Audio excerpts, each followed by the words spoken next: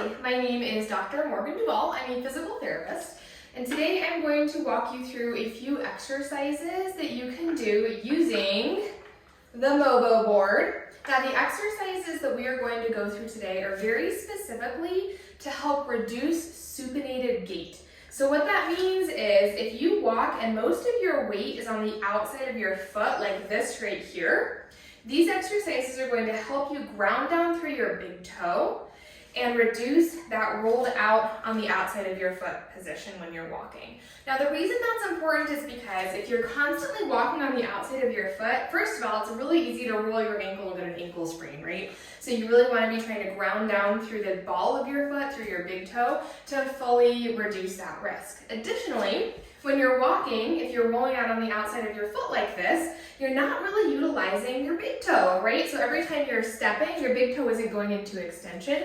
That reduces not only your stability, but your power in ambulation and in running, right? So if you're a runner, it's very important that you're not running on the outsides of your feet. One way that you can check to see if you are walking or running on the outsides of your feet is you can look at the bottom of your shoes.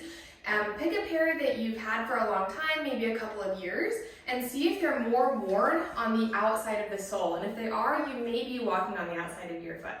And this exercise then would be for you. Okay, so the Mobo Board is an amazing tool. If you don't have one and you want to get one for yourself, I have a link as well as a discount code in the description of this video. We are going to start with the Mobo Board with the little rockers inserted into the 1 and 3 slots, right? So I have the left foot up because I'm going to demonstrate on my left foot. You can do either foot. You just flip the Mobo Board over to the other side if you're going to do your right foot. All right, so the little rockers are in slot number 1 and number 3. I'm going to put my Mobo Board down on the ground. I do recommend using like a yoga mat like I'm using right now if you do have wood floors, just so you don't slip around a bit. Also, I recommend holding on to something the first time you try this because it's going to be kind of a lot of balance, right? So make sure you have a chair, a countertop, something to hold on to. I'm pretty close to my wall right here, so if I need some stability, I'm just going to touch my wall for that stability.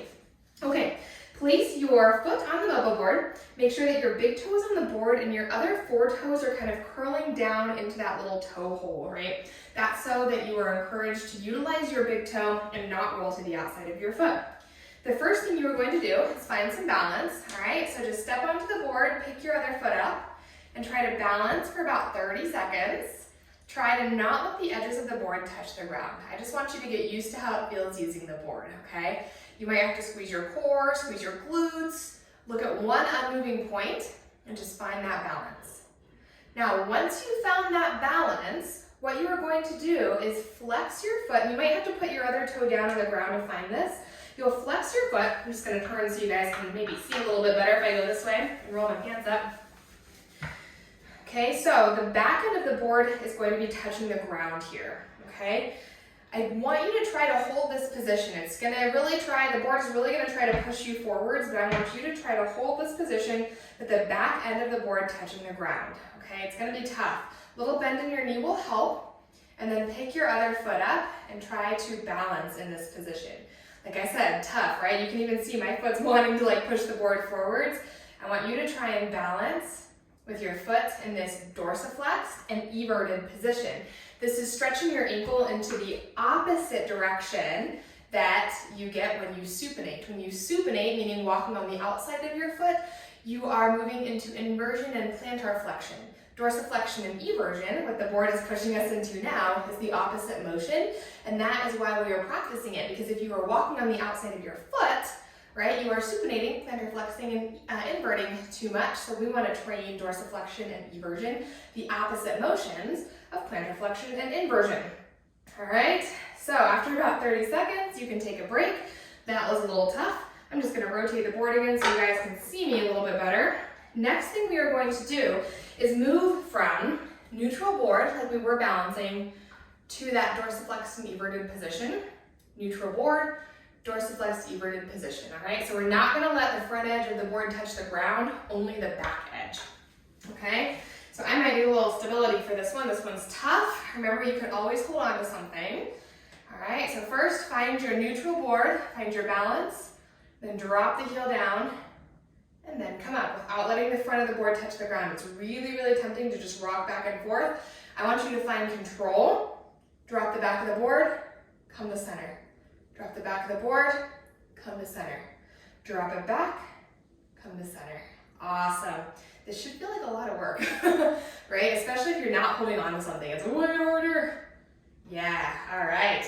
Let's do 10 reps together, okay? We got 10, 9,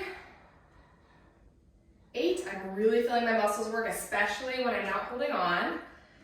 6, 5, 4, 3, 2, and 1. Woo. Okay, step down, shake it off. That was tough. You should feel the little muscles in your ankle and in your foot really firing. Okay, next exercise. All right, we're gonna do the same thing where we are moving from a neutral board to that dorsiflexed and everted position. So back of the board is rocking to the ground. I'll actually change my position a little bit just so you see another angle, okay? But this time, every time you drop the board, you're going to be twisting over towards your supporting foot. So my left foot is my supporting foot right now. When I drop my heel down, I'm gonna twist to the left. It's really gonna throw me off balance. It's gonna be tough, okay? So let's start. Find your balance on the board.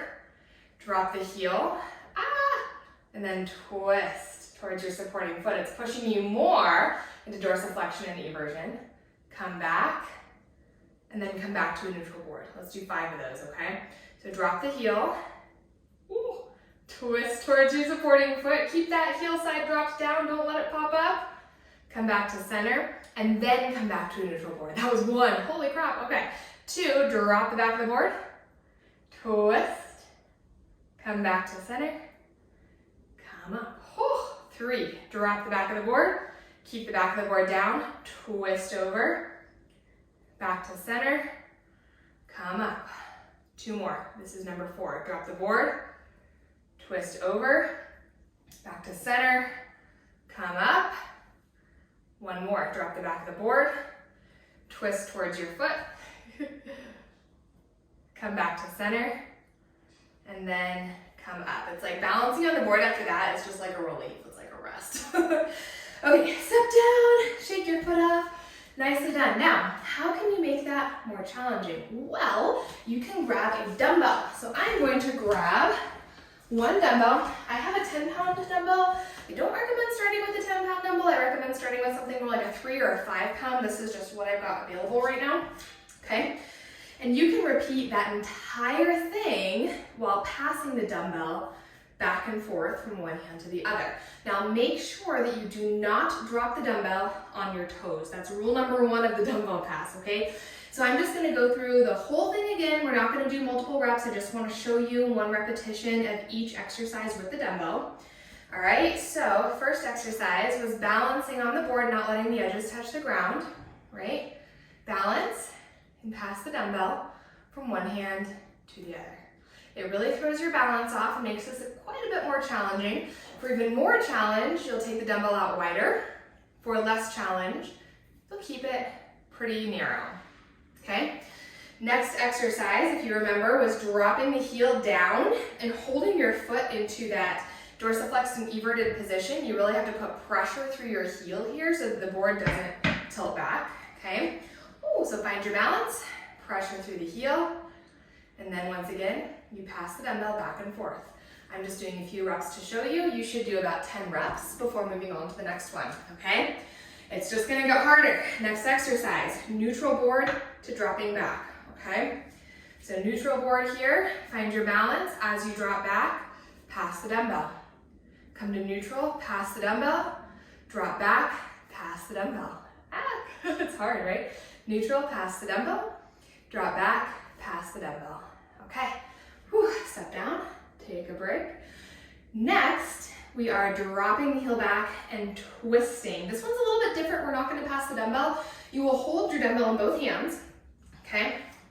Find your neutral stance, drop the heel back with the dumbbell, twist towards your supporting leg, come back, and then stand up, okay? So you drop the heel down, holding onto your dumbbell, twist, come back, and stand everything up, coming to neutral, okay? So that is a set of exercises that you can do to decrease your your supinated gait, rolling onto the outside of your foot, and improve your power through the ball of your foot, your big toe utilization, which is overall just going to improve your functional gait mechanics, your power in running, and will also decrease your risk of rolling your ankle to the side and sustaining a lateral ankle sprain. Thank you so much again for watching my video. Mobo Board is one of my favorite tools to use in the clinic. So if you're interested in getting one of your own, just check out the link in the description of this video, and I do have a discount code in there for you as well. Thanks so much for watching, guys.